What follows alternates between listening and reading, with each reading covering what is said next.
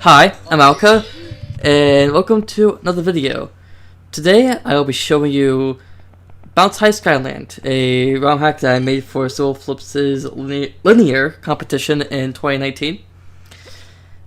This hack is kind of interesting. So, between the last hack and this hack, there was kind of a long break. I had not participated in one ROM hacking competition before, but I did participate in several. I think there was a retro one and there was a horror one. I didn't participate in either of them. I was thinking about participating in both of them, but I didn't end up making anything. 2019 was an interesting year for me, which I won't really go into, but it was just a bit of a year. But yeah, I didn't really have the motivation to make any ROM hacks, especially when I didn't really feel a reason to make any more.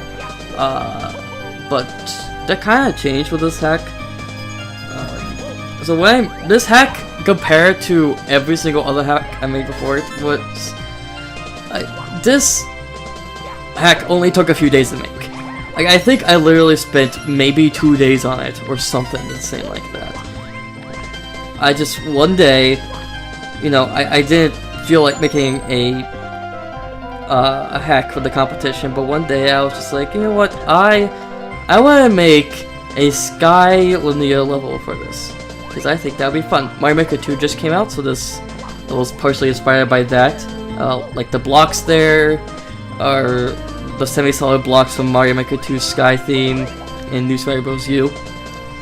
And I think the grass, like the shaded grass, is inspired by it, and stuff like that. And this section here is inspired by Super Mario Galaxy, actually. There's a planet that kind of is like this.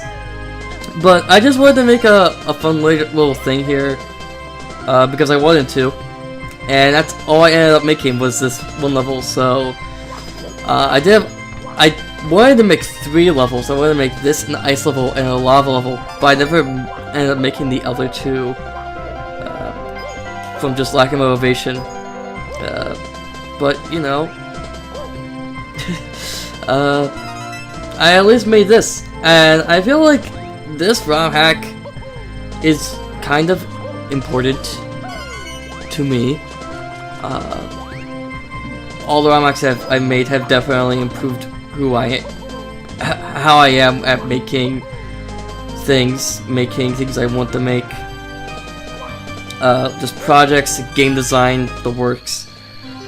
And this felt very polished compared to everything else I've made, in terms of like art style and everything. SimpleFlips' video that had this hack in it, the name of the video was after this hack, and it's just like says something about the hack being really beautiful. You know, that meant a lot. This is the first hack I used Kaze's analog camera, because this was made right after he made that.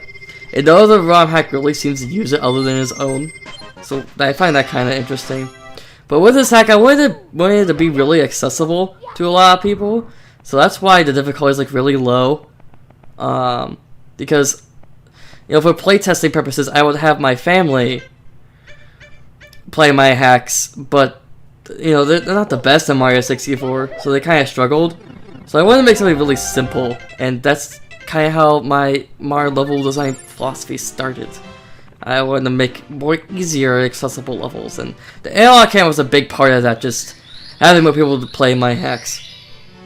Now, there's some other things to know about this hack other than what I've said already, and that's this. So about the 2 other levels that I was thinking about making. Yeah, I did start making one of them. This is, I think, one of the only hacks, the only hack that has like a playable portion of something that was unfinished. Most of the time I just wouldn't make my other ideas, but this one actually has something in the hack that is just unfinished that you are able to play, and it's actually accessible in the actual published version, and not only that, but SimpleFlips so happened to find it on stream. So that was an interesting moment. And people seemed to really enjoy it for some reason. I did not. I didn't think it was... Like, I just had, like, ideas for this. I wanted to use that asset that was showed earlier with the snowflake that sent you up into the air. I wanted to use that in some way because I made it prior. It's my first assembly object and my only assembly object. But I wanted to use it somehow, and I ended up not using it because the level was never finished. But that's about it.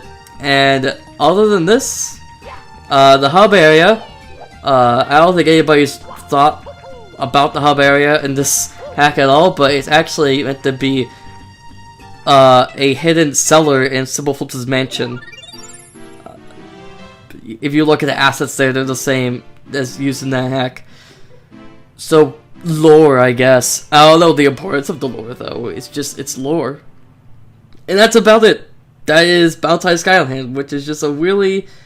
It's a very small hack, but I think it's something important. People really like this hack.